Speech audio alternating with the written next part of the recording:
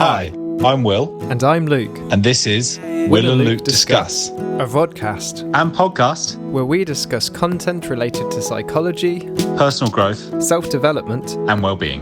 This episode, we're discussing Tiago Forte's Building a Second Brain content, which has been spread out across some blog posts, some online courses that you've been following, Luke, and a few of his YouTube lectures, interviews, and I guess various other content. So yeah, this week we're not really kind of covering this as a book that we tend to do, but we're covering it as, you know, kind of overall concepts and content that this guy, Tiago Forte, has released on building a second brain.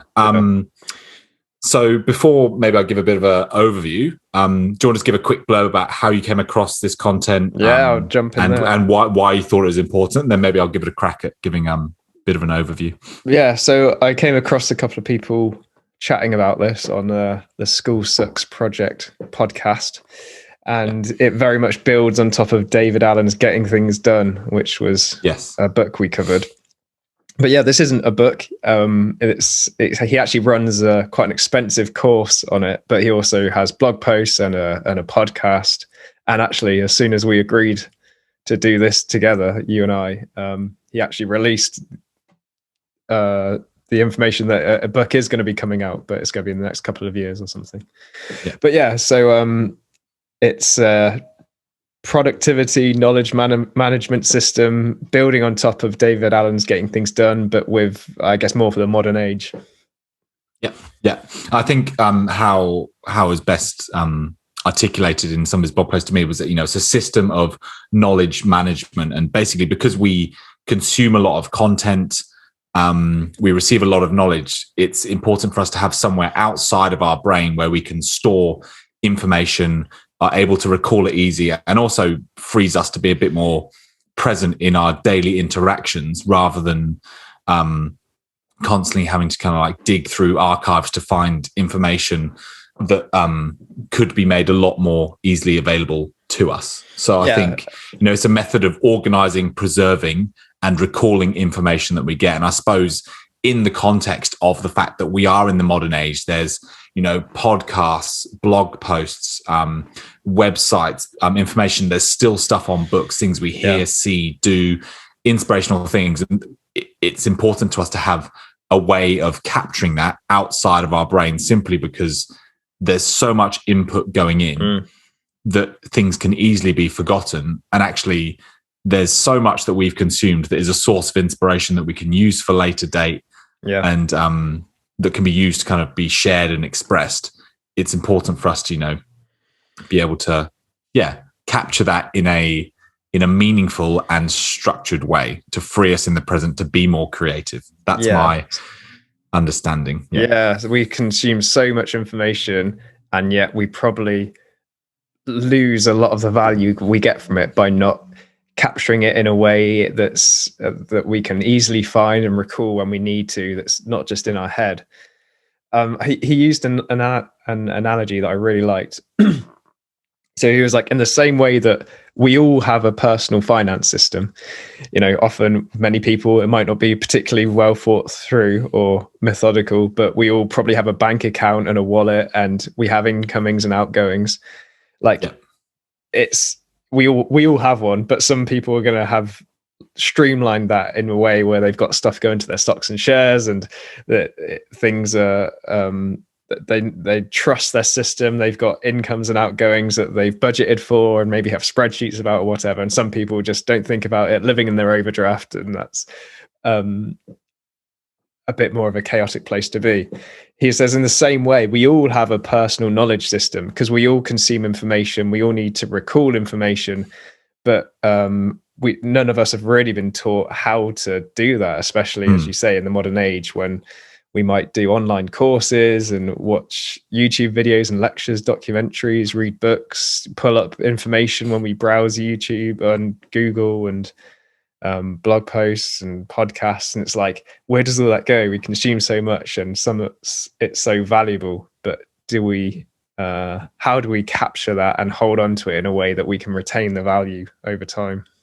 And I think that's a really great point you just chucked in there. Retain the value. Like, there's so many amazing bits of gold that we listen to, hear a podcast and you feel like inspired for that 15-second block. And if you don't kind of jot that down or just take a screenshot of where you are in that process, or you might go to a lecture, then write a few notes on a bit of paper in the back of your diary, but then kind of you don't end up recalling it later on. And I think he's basically saying that we record things in a very haphazard way if we record them at all. So basically, a trusted place outside of our brain to store valued, meaningful information. I'm sure we'll kind of get a bit into what he talks about in terms of what is valuable digital note taking. And also there's a process he outlines around how we can best store this information, and also a process of kind of going from start to finish. I think one of the main gists of this is he says that, the purpose of consuming this information is to be able to kind of express it later on, like with that in mind, like a factory. We kind of consume content and we go through a process, and then we want to be able to kind of share that in a unique and meaningful way to us. Otherwise, we're kind of just storing stuff for the sake of it, and we're not utilizing it. We're not kind of using it in a way that's meaningful to us. And there can be loads of ways to express something. So, for example, one of the reasons I thought this would be a great bit of content for us to consume is that we are consuming books, reading them, distilling the information from it, and expressing them in this podcast together. So it's like, well, that's great for this. So a form of expression could be recording a podcast, but it could also be and it might be writing a blog post, writing a book, recording an album, making a documentary. It can be those big creative projects, but it can also be things like, so you've pulled information to make a recipe, and to express it, you've cooked a meal for someone, right? It doesn't have to be as big as that, or it could be, you've pulled information about going scuba diving in Thailand, and the expression of that is when you actually do it. So it's not just artistic endeavors, but any projects in our life, basically.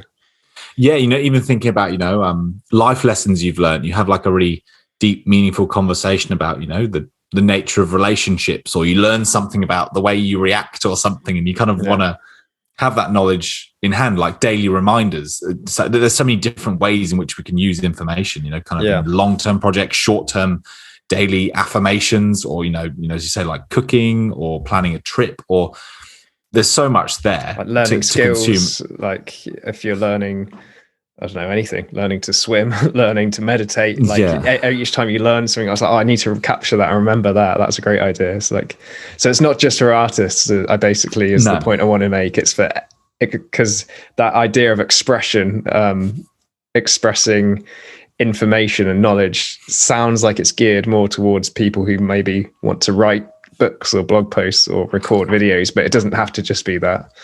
It doesn't have to be. Yeah. And I guess for us, we've both got quite a few various projects going on in our lives, and I think it's and we consume a lot of content, as well as music. We have important discussions. There's a lot going in, so I think this was really timely as well. And I guess just kind of give a bit of context before we move forward. I've just been on annual leave for 10 days, so it's given me plenty of time to kind of consume this content, reflect on it, and take a few actions. So I'll be keen later on to give a few personal examples how I'm going. I was wondering just whether, I think it was something you mentioned would be important to go through, is the code system. So Tiago Forte, I think that'd be a good place to start. Yeah, he uses a few acronyms to help remember his system, and so the overall overarching system can be captured in the acronym code. So CODE, and it's so C stands for capturing information. You have an idea in the shower, you're watching a lecture online, and you really like an idea, you come across something in a book. We find a way to capture that. O is to organize. So how do we organize all these things we capture? Are they just chaotically spread around our desktop, or in books or journals, or on Post-its on the wall? How do we actually organize these things we capture? Distilling is, how do we, I guess, condense the information down to its key points? I've been in in that position where making notes on books you and I have read, and I've ended up with a book length worth of notes. I'm like, that's too many notes. I need to really condense it down. So when I look back on this in the future, I can see the key points of what this book is. So that could be an example of distilling. And then finally, expression. Like, what's the point of this information? What do you? Knowledge isn't knowledge until you've embodied it and expressed it in some way. So, I mean, we've already talked about a handful, but it could be writing a blog post or it could be cooking a meal. But how do you express this knowledge, and when do you plan to do that? So, CODE. Yes, I think some of the key, I suppose you'd say, principles of that. I've kind of like jotted down. As he's saying that think like a curator when you're. When there is input from various sources, think about like, what do I want this information for? What's its potential outcome? What are its uses? And also, just encouraging us not to consume things too passively, like consume things with intent, with the purpose to, possibly reuse it or have it later on. Not necessarily that you will, but I think there's a general attitude shift that he's trying to encourage here when consuming things, because often we can listen to like a podcast but we're not really listening to it properly, or we just kind of just chuck it on because it's the next one on the list. Like really thinking about, something that's got me thinking about is like, how many books am I actually going to get to read for the rest of this year, and then how many years left have I got to live? Like how many books am I actually going to get to read in the rest of my life? Realistically, we don't have that many books in us, do we? We don't. No. And then podcasts and blog posts, and I think it doesn't take much perspective to realize that we have limited brain capacity and limited opportunities to consume content. So I think it's kind of doing yourself justice to record and honor the information you are getting. Usually we're consuming something for a reason, right? If we're reading a book, we've especially if it's a non-fiction book, we've chosen to read that presumably because there's something we want to know from it that's going to enrich our life in some way. So it's about reading it, thinking, how will I apply this? Like, how do I want to apply any of this? And if not, why am I consuming it? And if so, like, how am I going to capture what really resonates with me in this book or whatever? I think there's some links in there to Tim Ferriss's 4-Hour Work Week, where he talks a bit about kind of being really purposeful in your consumption of information. I think he there's one bit he talks about here in regards to taking digital notes. It's like we have a fear of missing information. We need to think about having like an information diet and mindfully choosing what we can consume, because with the internet and information and Facebook and Instagram, like we just have a barrage of different news sources and things coming in, kind of actually trying to take a bit more control of that and using that curator mind to think about like what information is good for my brain to go, because we, whether we like it or not, we're consuming information, like whether like passively through the news or through, kind of adverts and things. Like our brain doesn't have the whole capacity to, hold all this information. So it's good to be careful about that, I think. Yeah. So capturing then, I think this is probably a good point, good time to put in that in this system, he's recommend that although the system isn't built around any one piece of software, he recommends having a centralized place or a centralized methodology in which we capture things. And he recommends for that we use like note-taking software. It seems to be the best type of software for this sort of thing. So I use Evernote, but he recommends a bunch of them, and it's not software specific. So if this stuff dies, and if Evernote died, you could still use this system in other ways. But it's worth pointing out that the sort of central hub for this thing is in a note-based software like OneNote or Evernote. Yeah. I think we can probably quite nicely go through the system here, because I think capture. I can go into the bit here about what he says about how to take digital notes. So really like building on kind of what we just said there. He says, what should we be consuming notes on. Like we weren't really taught how to take notes properly at school, and there's kind of this feeling that sometimes we need to write absolutely everything down, and we don't want to miss anything. Kind of what I'm saying there, missing information. But he's saying that there's four main principles. So we should be capturing what's inspiring. So things that that could be used for the future that we kind of find inspiring at the time. Right. Which, sorry, just to jump on that, that's a big difference from, that picture you paint of being in a school classroom or something and trying to write down everything the lecturer is saying. It's like, that's so redundant, right? So capture what resonates with you, what you feel is important or hits a note with you or excites you. Yeah, please jump in with any of these. So number 2, he says, capture what's useful. So this is something that is a potential building block for the future. So you kind of, in your mind, you might need this information.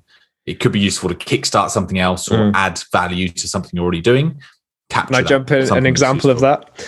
Go. So one thing I found, and I've had this stuff on my mind, is that if I'm writing emails, say to clients or to students, I'll find that that's an email that it's about this theme, it's about payment or rescheduling. I'm probably going to write basically this same email again in a few days' time to someone else, right? It's like a repetitive thing I say. So it's like, well, I'm going to store this email as a template, take out the name and the specifics. And it's like each time this issue comes up, I've just got a template of this email to copy and paste, fill in the details. And then there's such less of a barrier to overcome than to express, to do that task. So that's an example of capturing useful information, so I'm not reinventing the wheel each time.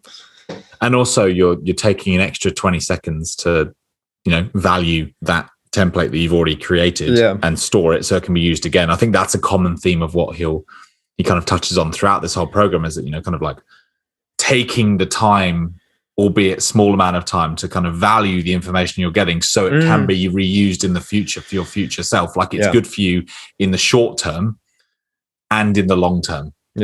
This system. And I think that's something I really, in the podcast, had the 10 principles, and you're doing this for your future self, essentially. We're putting these notes aside, so when it comes to like, oh crap, I'm struggling to give examples here, but like I would like to some source of information right now. I've got that, I've made good notes on that, this can be reused. Whereas it can feel like it's taking a lot of time at that time, but you can imagine like sifting through notes and notepads and just not finding stuff when you actually need it. So your future self is thanking you, and your remembering self is probably engaging a bit better with the content that you are consuming as well. It's really going, okay, yes, definitely. Why is this useful to me? Why is this worth remembering? Where is the best place to store this? Because this is important to me. I found that so much in this podcast, right? When we're reading a book, because we're going to talk about it, I read it differently. I'm like almost paying a heightened awareness of attention, and I'm holding the like overall point of the book in mind each page I'm on. And doing this project has definitely enforced that idea of consuming with that in mind, with capturing for my future self in mind. It's a mindset shift, isn't it? Yeah. In a way, like to think about that across all areas. I think sometimes, there's, you can imagine like if you're watching some brain dead TV and that's what you need at the time, then kind of, you might not be looking to capture that sort of stuff. But it gets you thinking a bit broader about like what information or is like nourishing to me, what is adding value, and what is a good use of my time, like in a broad sense. And like there's nothing wrong with reading a book and not wanting to take notes and just enjoying it for what it is. But it's like, if something inspires you, it's a shame to lose that, right? Isn't it? It's a shame not to capture it. So even if you're not reading a book to do something with in particular, just having this system in place where if you do come across something and it's like, sometimes inspiration just hits you randomly, right? It's like, do I have a methodology of just capturing that in the moment that's easy, that's take me 20 seconds and it's not going to be, I have to run upstairs and grab my notebook and find a pen from the next room. It's like, that's too many steps, right? So it's like setting up a bit of a lifestyle where you can take a screenshot, or if you're on your e-reader, you can just drag your finger over a paragraph and it will get stored in the cloud or whatever. The other information he says to keep is information that's easily lost. Oh, yeah. Yeah. And the final one is this is the one I like the most. He said, make sure you're recording like what's personal. So things that are like hard-won information and are unique to you. Yeah. There's some moments, some conversations, some things you hear, some things you've worked towards that you want to capture that meaningfully. You don't kind of want to just throw that away with too much disregard. Things that are like worth revisiting because of the work you originally put into it. Yeah, I like it. I'm curious, just to build on capturing. So obviously in the getting things done system, he talks a bit about, having a bit of a capture habit. So, you remember the system you were talking about, we used Post-it notes and that sort of thing, kind of just something pops in your mind, just jot it down. I guess I'll be interested to hear where you're up to with that and what might have changed digitally. But I think something I've done now with my Evernote is I've set up myself an inbox. Yeah. So if ever I like hear something or have an idea, I'm like, oh crap, I've got to send my housemate Bill money, or I've got to arrange for that, or that was a really good bit in the podcast. I just like screenshot it or just quickly jot it into Evernote, and it goes into the inbox. And then that is later, as David Allen would say, is then later clarified into whether that's something that needs to be stored as a resource, a future bit of information to follow up on, or whether it becomes a task. So I think that the process of like simply just capturing it, getting it out of your brain and into a safe, trusted place, where when it's time to review it, it can be looked at with fresh eyes and then decided what needs to be done about that information. It can be really scrappy. It can just be like, I remember yours, like extension cable, and just throw that in there, and then you can work out what that means later on. And that's something I've used this week. And he talks about building a capture habit, like a habit of just doing that, so you don't have lots of unclosed loops in your mind. That you're kind of waiting to be finished. This is why capturing and organizing are separate principles, right? Because if you are also going to try to organize that information when inspiration hit, it's going to knock you off track from whatever else you're doing. So it's like, so long as it's captured, you can come to organize it later, right? So that having an inbox, it's same thing. I have a physical inbox, if I happen to, I just sometimes prefer writing. So I have the little pad of paper that's like, an idea's popped to me. I'm in the middle of something, but I have 2 words on this bit of paper, shove it in the inbox, and I know my future self will handle it and process it. Same like you, I have an inbox on Evernote. And so, and I have those Evernote plugins on Google Chrome and stuff. So whenever I come across something, I'll just capture that. I just click the link and it will drop it in my Evernote inbox. Or there's information in an email saying I have the email Evernote extension. So you just basically click on the Evernote label in your email, and it will just save that to your inbox. And it's so you build up these little ways, these personal ways for you that are helpful to capture any information that comes your way. Put it in the one central hub. Well, I guess I have 2, a physical one and a digital one, and that you'll come to and process later and organize later. I guess just to build on that, like it turns itself into the next actions list, which I think is probably something is part of the next part to move on to, is the organized side of things. So we've got capture, which we just covered, then organize, and within that is the para method, right? So you've got a whole massive. I really don't want to confuse anyone too much. It's good. It's good. So we've got a whole mass of crap just captured, right? And it's like, that's great because we're not missing stuff. But like, things aren't passing us by. That we've caught that paragraph in our book or that recipe online. We've dumped it in a system. Now it's just a mess. If so, how do we organize it? And this is where he uses another 4-letter acronym called PARA. Yes. So he's basically saying split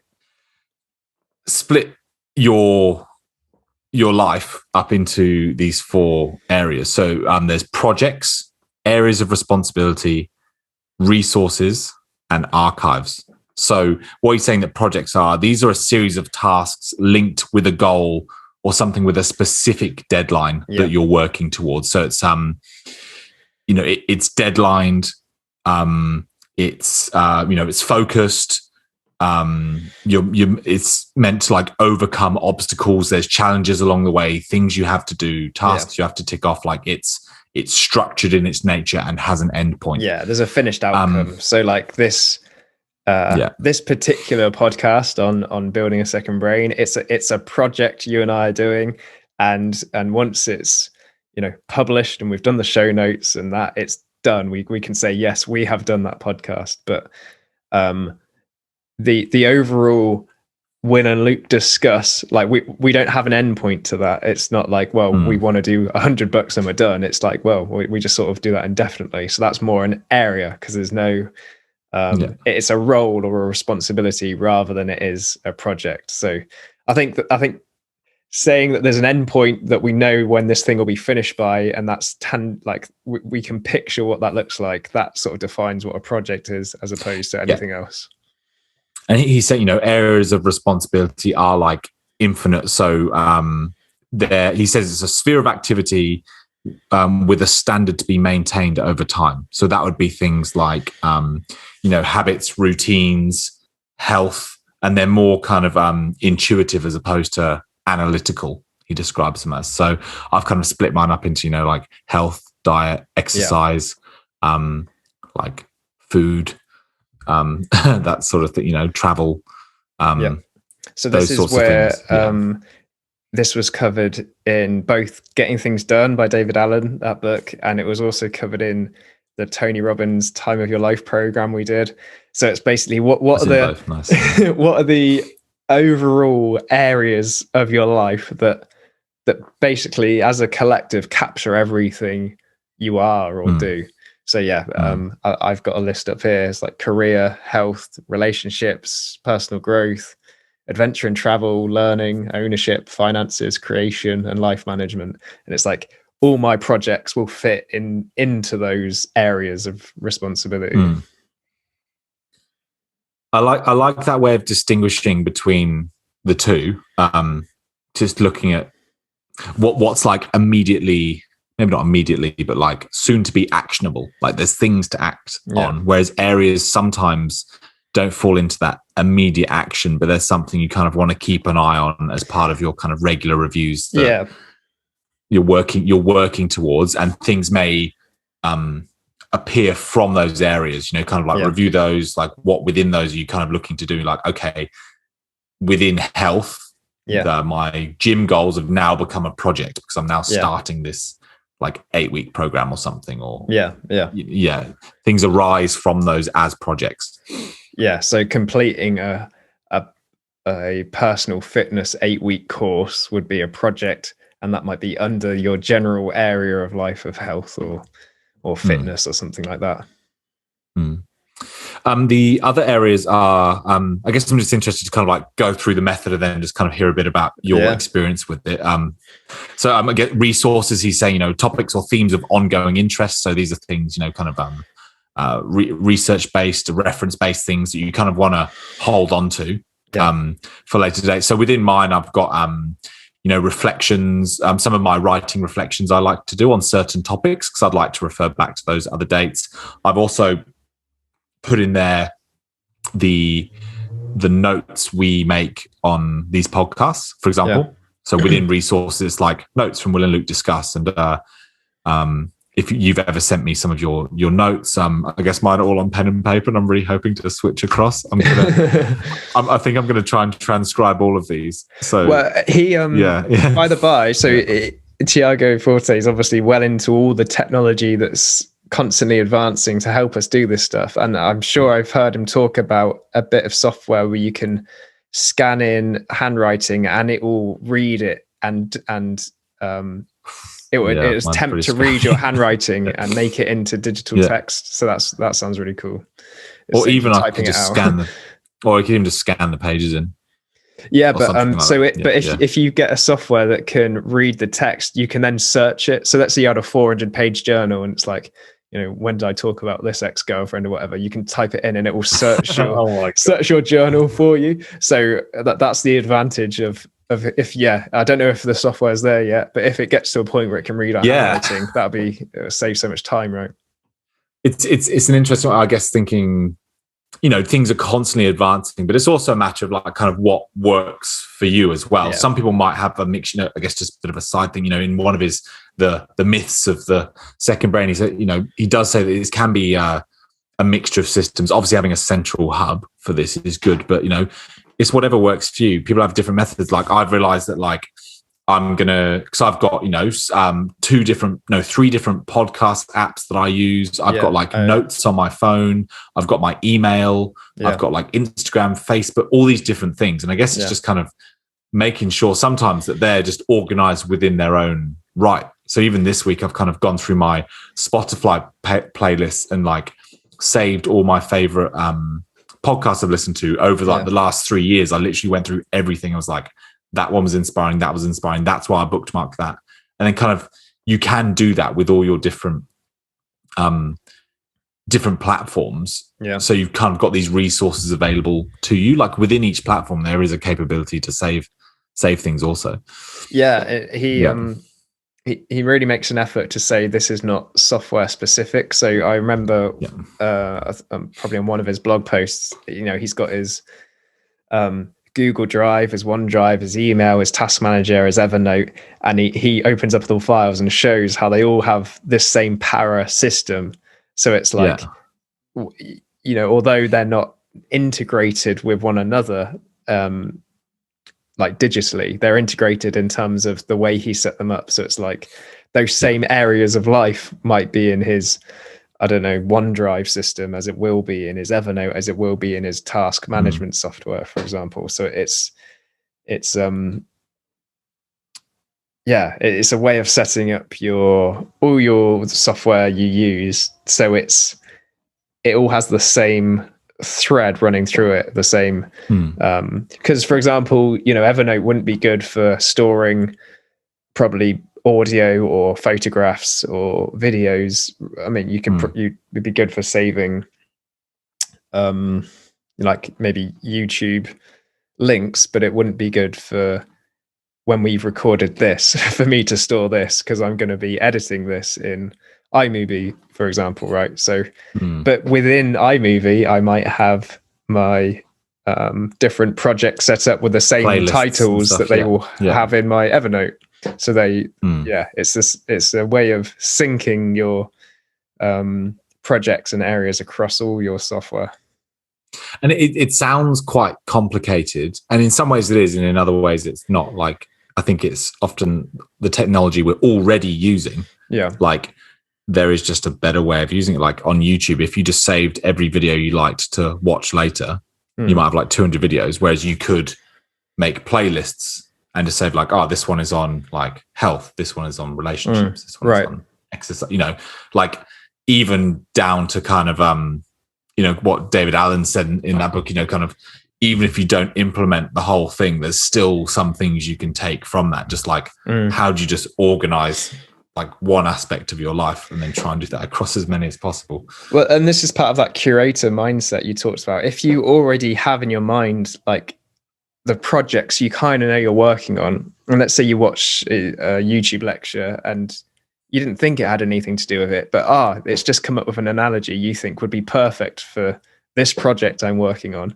It's like you could capture that, either the whole video or just the clip of that video and link that timestamp to your Evernote project where that project is you're working on, right? So it's when you think of your part of your working life or just life in general in projects, it helps you know where to store information. What I really liked, he was saying that like categories aren't categories have to be sort of personal to you, because you're not storing information for anyone else. It's a personal knowledge-based system. So if you think about going to a library, you're going to see, a philosophy section, a fiction section, a psychology section, a gardening section, whatever. But that's because everybody has to use the library. It's a public resource. Whereas when you're making something for you, it's like someone else might store that bit of information differently, but if you know, oh, this links to this particular project I'm working on, that's where you store it. You don't just shove it in your general health projects because it's something to do with it. It's you're making it personal to you. And kind of, yeah, so it's one, you're not sifting through lots of information that isn't relevant as well. It's like a time saver in that sense as well. Yeah.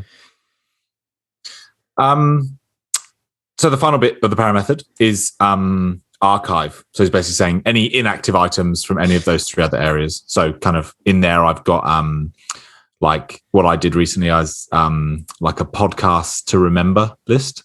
Oh, yeah. So I've kind of gone through into there in Evernote and then created like different sections. So I've done one on like nature of mind, nature of reality, truth, like all these different sections. Yeah. And I've gone through and put my links to my favorite podcasts in there. So if I want to like feel re-inspired, or I'm doing a bit of writing, or want to reflect on something, I can kind of go back to those remembered links and go and listen to something really, because sometimes you hear some really great conversations. Then within there is like, I don't know, YouTube videos to remember. I might try and keep that on YouTube, like trying to put stuff in there that's like not a resource that I'm trying to draw on regularly, but more it's just kind of like, it'll be good one day in like 5 years time.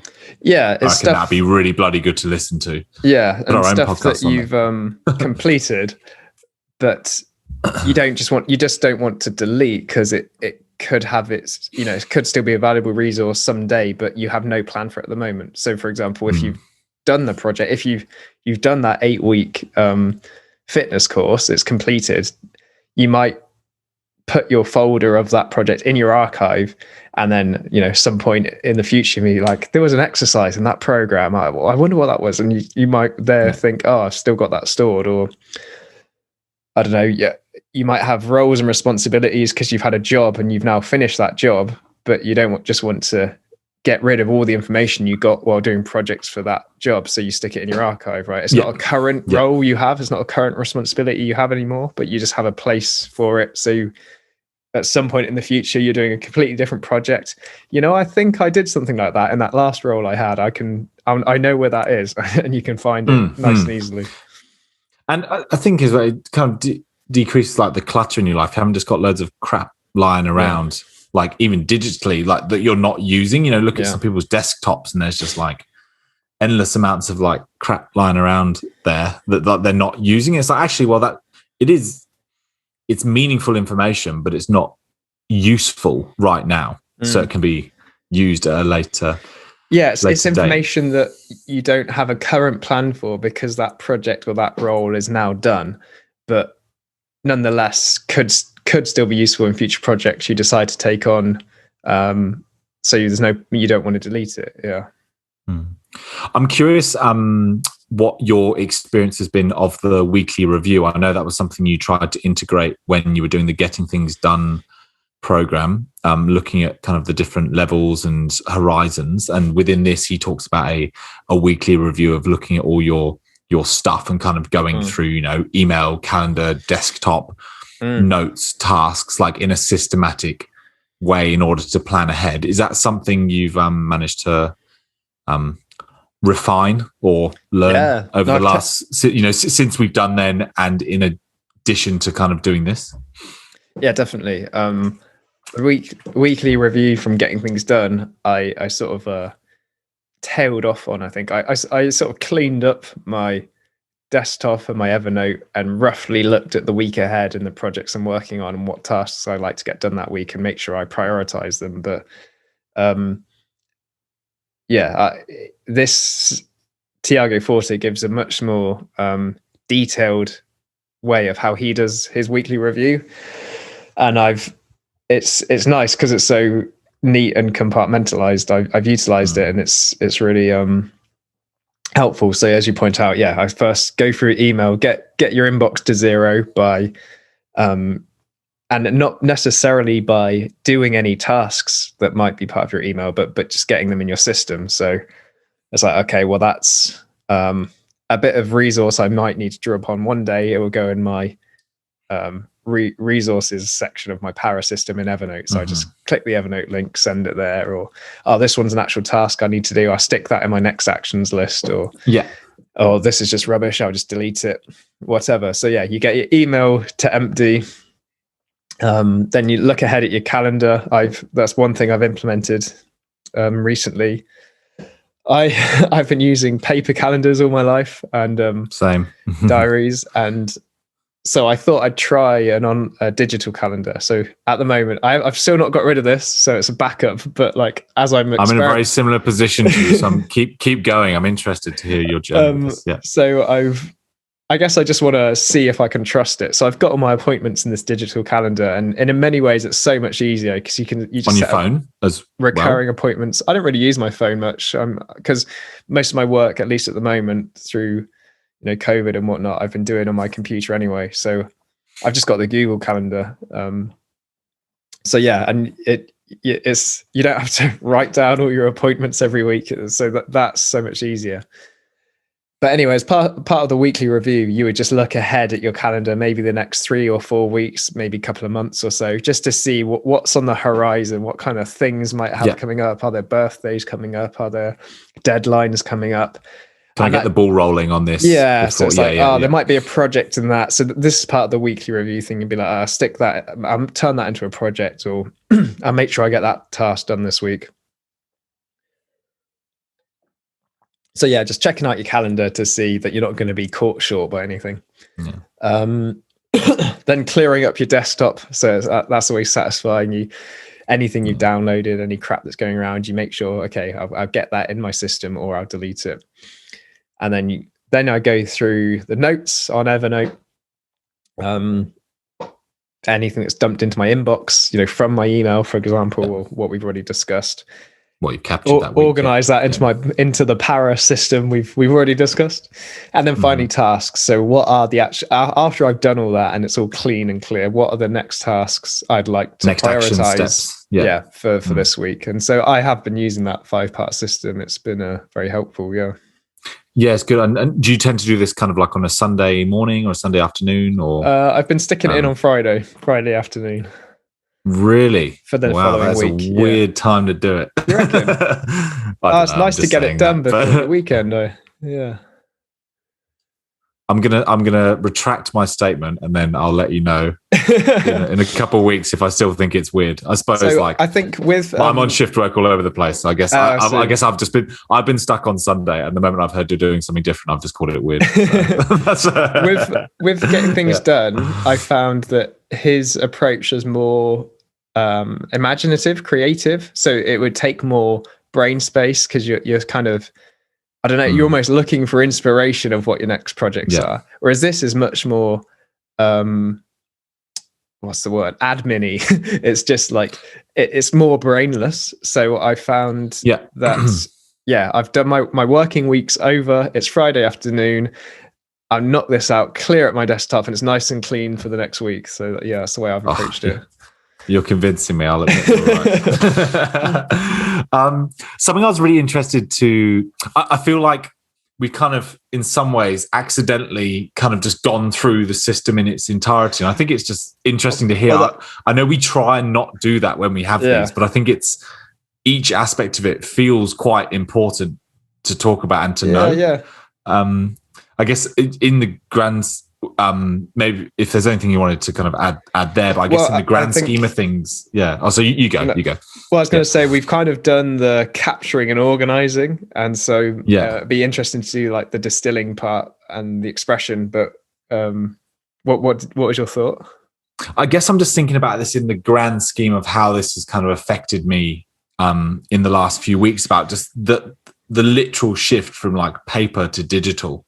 Like I've kind of gone, I've got a new computer, which I'm really grateful for. And I've kind of set up this Evernote, and I'm very happy. I've got a phone that works quite well for using this, and I can drop in notes and things, but it's been a huge shift for me to move off of paper into to digital. And I suppose all my initial worries about it were kind of that, I don't want to be on the computer the whole time. And, he talks about that in one of the myths. And it's basically has kind of convinced me that actually, like, this does save time. It is way more organized. Yeah. Like, I've been trying to do the getting things done system with a paper calendar only, with no digital system, because my computer was like a crock of shit. It was so bad. It was dying. And I guess now I'm noticing like how much quicker things are, and kind of what you're saying there with the Friday video, kind of like just do like, 10, 15 minutes on the computer, smash out, get everything organized, chuck all the dates into my phone calendar, which syncs with my laptop calendar. Yeah. And then it's kind of done. It's organized. I know what's happening the next week. I've got my next actions list all in the same place. Whereas like previously things were very scattered. Like I had notebooks for like when I was doing like certain reflections or certain bits of work. Yeah. And then I had like notes on my phone, and then I had my diary in which I put in there like reminders and projects. It was really like haphazard and scattered. And I guess I'm just finding I don't want to be convinced by the switch, but it's happening. It's 2021. I feel like I'm kind of like I'm giving in to something that's good for me. But I don't know how I feel about it. I've been doing the same way. So yeah, I mentioned the calendar, which it just has been more convenient. There's one or two things I still haven't found a way to move across. So like things like I do some financial stuff with my appointments in my calendar too, and I've not translated that. I don't trust that to be on Google, but I need somewhere for that stuff. But yeah, once that's there, I feel like I could probably get rid of this. The other one I've done from Getting Things Done, I don't think you ever liked this one, but you remember his tickler file system. So all the future stuff, yeah. So basically, it's a physical filing cabinet with files for all the months, and then files for each day of the month you're currently in. And so it's a way of posting yourself things for the future, either reminders, or you stick birthday cards in there, or let's say you've planned a walk for 2 weeks' time and you've got the map. What do you do with it? Well, stick it in that day's file. But so I've been translating lots of that digitally as well. So on Evernote, you can set up reminders, right? So if I've downloaded a bit of information, I'll stick a reminder in for where on the 24th of May, remind me that day that this is happening, kind of thing. Yeah. And I've been trusting more and more stuff into that, which means I'm almost about ready to get rid of this filing cabinet, which is another thing that I've committed to digital, which it somehow feels a bit scary because it's like I trust holding things in my hand, and to trust like this computer to remind me of things, like it feels a bit of a leap of faith somehow. I think as well, like to take it a step back too, like we were kind of born in an age where we have kind of had both, like up until the age of maybe 14, 15, if my guess is right, that, mobile phones weren't really prominent, let alone we weren't using them, were we? Worthy of using beyond text and call. So like up until kind of really until we were adults, like phones weren't really that complicated, laptops weren't particularly sophisticated, like none of what we're talking about right now. I was thinking, like, imagine this like podcast got released like 20 years ago on tape and people heard it, they were like, that's impossible. Like you can't sync your phone calendar to your laptop calendar and like attach items to this. So I think there's the part of me that I guess probably is still, maybe it's just showing my age a bit, but like is still kind of slightly attached to pen and paper. Like at uni, I was the only person who like was writing their notes on pen and paper. But then like when it came to revising time, like people just get up their laptop and they've just got all the notes from all the lectures in a row. And I'm like sifting through this fucking file, and like it's just it's kind of I don't know. I'm just trying to paint a bit of a bigger reflection. Well, I like paper. Paper constrains you, right? Because you can't have an infinite amount of paper. It's like it almost forces you to be more organized by the limitations of the physical thing. Whereas you could make an absolute chaotic mess on Evernote or just your hard drive in general. True. In a way that you can make a mess with paper. I've seen it, but like it's harder. It takes more physical effort to make a mess that way. So I guess if you got it folded, I think I felt like I was so organized, and I've always felt that I'm organized. And then there's this system, and I guess it's kind of shocked me and made me think that, oh crap, I'm maybe not as organized as I could be. And I think there's probably part of it that's I've been shown a better way. Yeah. Having thought that I knew the best way for quite a long time. Yeah. Well, one thing, so yeah, like if you've got a book for like your uni stuff and all your notes are going in there, you're probably going to be more organized than most people using their laptops, making notes and it just getting dumped into a hole somewhere that gets messed in with all the other stuff in their life. So that has its advantage. But if you can employ this digitally in a way that maintains those boundaries, I think it is more helpful. And this is perhaps a nice way to segue into the distilling stuff. So please, yeah. I was hoping we'd get back there. I felt like I derailed it a bit. Yeah. So I found some of the books we read and I make notes on, I found like I might convert the digital book into a PDF, and rather than, so if I'm reading on my computer, I'll just copy and paste sentences or paragraphs I like and paste it into an Evernote.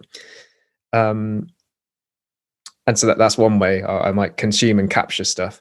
But then, like I said earlier, I might be left with this massive, messy Evernote note full of quotes and paragraphs and stuff. And actually, if Luke in a few months looked at this, he'd be like, what is this? It's too much to read. And so one way of distilling, I guess, is the D part of our code system, is what Tiago Forte calls progressive summarisation with notes. Mm-hmm. So basically, each time you open a note, do something to it that makes it more friendly for your future self to look at again. So I might have dumped in a bunch of paragraphs and stuff from a book I've read, and I read it a couple of days later. I'm like, I've based like some of this stuff's just repeating itself, so I'll just get rid of that. Like, and then the core thing I might put in bold or actually highlight it. And so, he's saying he might go through a note, and the first time he goes through it, he might put in bold all the things that stand out as slightly more important than some of the other stuff. So now you've got a note where some of the text is in just normal and some of it's in bold. Then like you might email. Right. Then you might go through it a second time and I guess you're making a hierarchy now. So there's some of the bold stuff that's the most standout quotes from the stuff that's been bolded, he might then highlight. So now a few days later, you go and look at this note, and it might be quite long, but it's like, if I just want a snapshot of what this is all about, what's the bold highlighted stuff? It's like, okay, I remember that. So that's an example of like each time you're touching a note, you just distill it a bit more, you summarize it a bit more so that your future self gets more value from it each time it looks at it. And just also the convenience of not having to sift through just tons of irrelevant notes. So that goes back to a bit of what we were saying, like we weren't really ever taught to note take properly. We kind of just wrote down everything we saw on the board. And it's also the process of distilling that adds value as well. It's kind of like really thinking about, what is meaningful, what's worth keeping, what isn't important here. And then obviously in mind of like expressing like what's worth re-sharing or reusing, like with like as you say with this, like we consume books and content with the purpose of like talking about it within like an hour to an hour and 15 minutes. Like with that, remember when we put that time constraint on the podcast, like having gone through and edited a few of the old ones are like 2 hours long. It's like okay, it was too expansive. It wasn't it was too much. So like with putting time limits on it and trying to condense it, you're more meaningful in the bits you do choose to keep, I guess. So when you're making notes and distilling and thinking of talking points, you have to prioritize that and really think what's the most important and it's what's the most important thing for me in this. And it's obvious that Tiago Forte has done that with this code system and this para system. Like these acronyms are obviously the way he's distilled this information down into, say, 4 key points for the entire system, or 4 key points for how to organize your stuff on your computer. Finally, Express.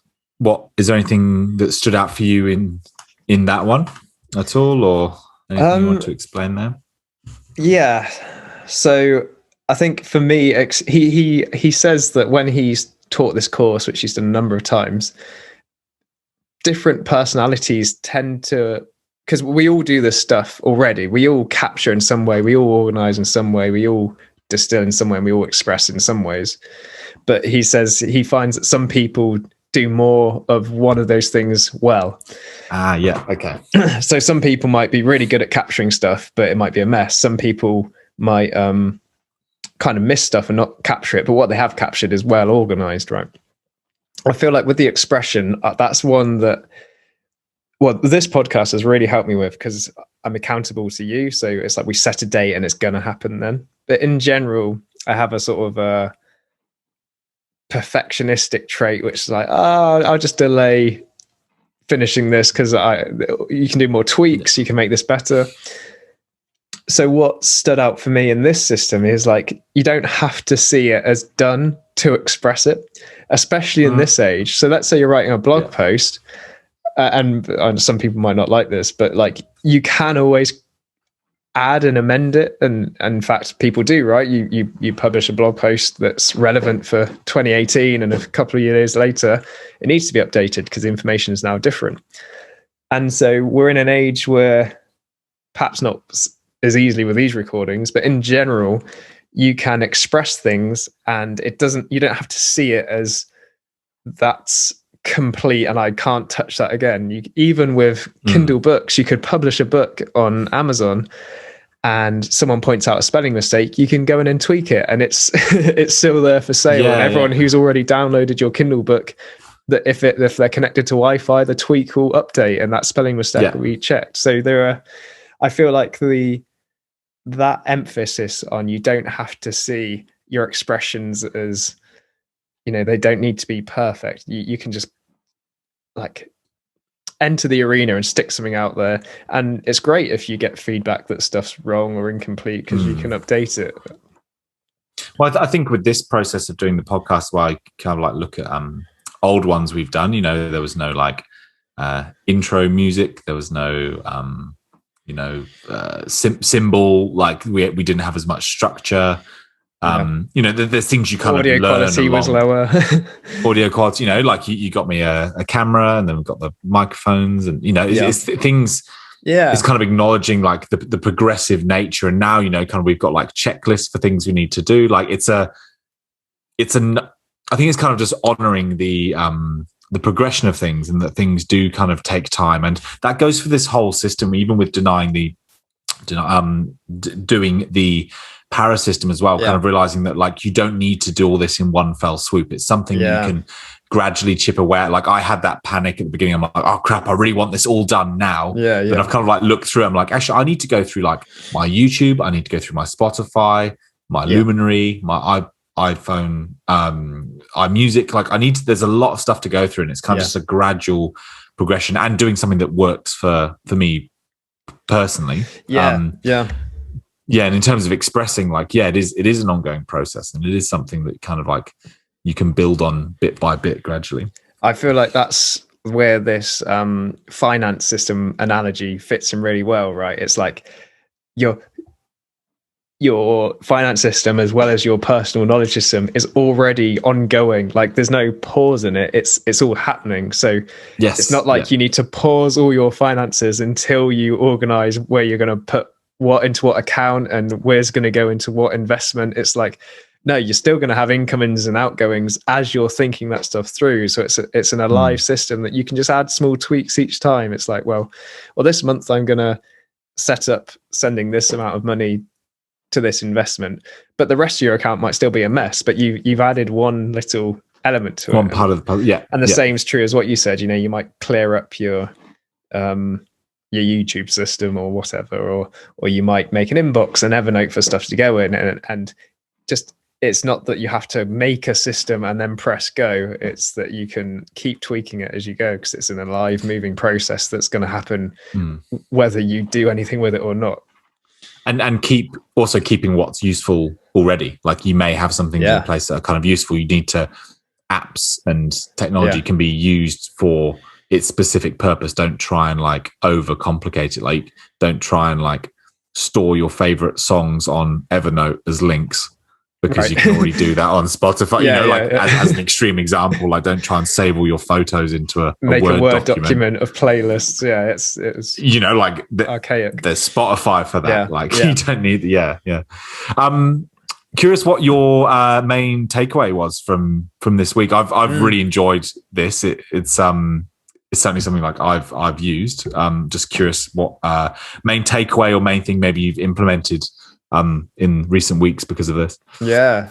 I just got to build on one more thing you said before that, which is I really liked what you pointed out about this project, that, had we have said, oh, we're not going to start it until we both get decent mics and decent cameras, until we get a logo, until we get the intro music started, like that, that would be such a burden on expressing a project, right? It's like, well, let's just do it.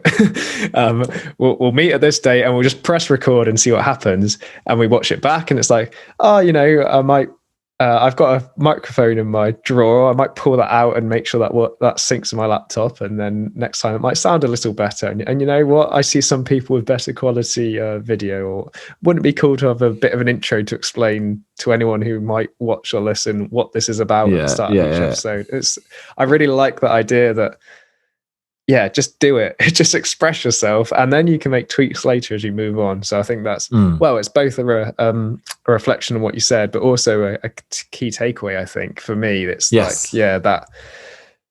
I guess it gives you all the reasons not to allow like fear and perfectionism to put you off expressing things, whether it's like this or giving a recipe a go. It doesn't matter. Just do things with the information you gather. Don't just let it fester.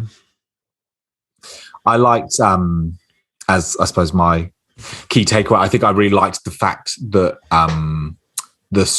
giving yourself structure creates more freedom for yourself. It allows things to be a bit more unpredictable, that things can kind of pop up here and there, and your brain isn't constantly pulled left, right, and center by all these unclosed loops. You can be really present in what you're doing and in your expression and in your learning, trusting that you've kind of got a system there to kind of back you up, to remind you to kind of go back to store those good ideas without kind of taking anything away from the present moment. I think that's a really key thing for me. It's like kind of back to, I can really kind of get stuck into this podcast knowing that we've kind of got structures in place to like save this and record this and make sure we've got the notes and that it's going to all tie itself together later on. But whereas it can be archived properly, it's there. Whereas, and that goes for, in all honesty, that goes for like most areas of my life as a reflection, like provide structure, increase freedom, and I think this is that, but in the digital world with the information and the content I consume. And I think it's just kind of that already existing